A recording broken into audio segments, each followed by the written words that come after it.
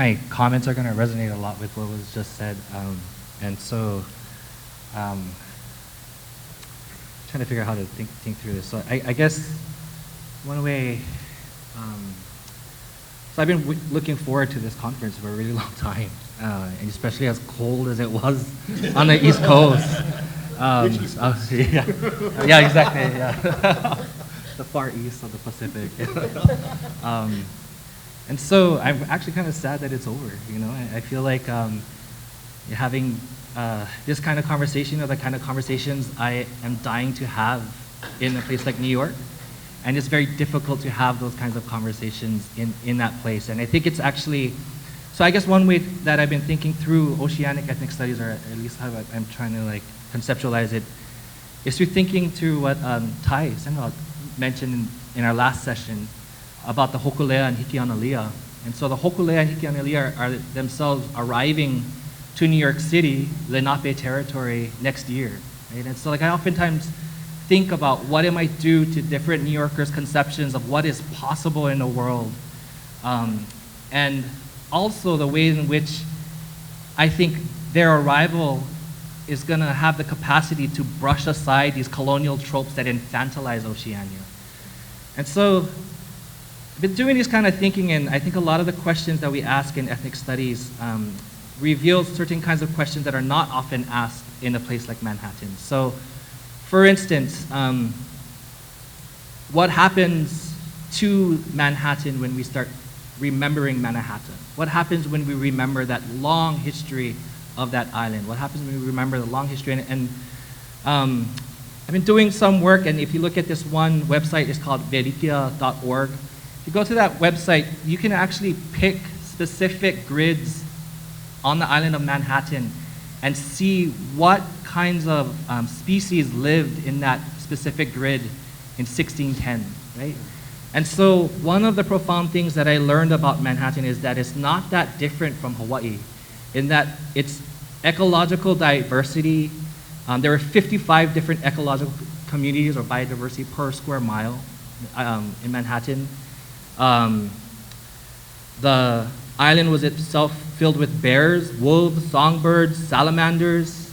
The rivers surrounding the island, this place of productive brackish water, the Mulivai, itself was productive of whales and porpoises, right? And so I've been trying to think through all of these kinds of questions, and I think that question about capitalism is really important. And Vandana Shiva has this one article that I've been kind of going to, and the title is How Economic Growth Has Become Anti-Life. And there's this one quote here that she says, economic growth hides the poverty it creates through the destruction of nature, which in turn leads to communities lacking the capacity to provide for themselves. And that kind of question to me, I have a lot of students who are anti-capitalists, they see themselves as anti-capitalists, they're a part of the Occupy movement, they're a part of strike debt. But in terms of trying to figure out what's going to replace capitalism, I think the movements there are actually so far behind what's taking place in Oceania, what's taking place here. And so I think one of the challenges of teaching in a place like Manhattan, besides missing home a lot, is just there's this way in which, so terra nullius, this idea that this is kind of vacant land, et cetera, right? But Glenn Coulthard has been talking about this other category called urban nullius, right? So the ways in which Manhattan is oftentimes imagined as a space devoid of indigenous people, and that's not true. It's actually one of the cities that has the densest populations of native peoples in all of the United States, right? And another part to this is actually tied to, I think, seafaring, tied to canoes, is in 2013, the 400th anniversary of the Tuwo Wampum Treaty ended a 13-day series of events with a canoe ride down the Hudson to the United Nations to renew the Tuwo Wampum Treaty. And so there's all of these different kinds of activism that I think is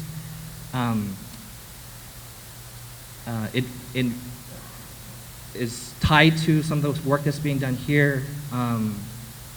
Kalama Niheu was in New York City. Laurel Turbin and myself, we organized an event where we tried to make connections between Colin Elders and also Eric Garner and all of the police brutality that's taking place there. And so there's all of these kinds of connections, even though they're so imagined as so distant, so far apart.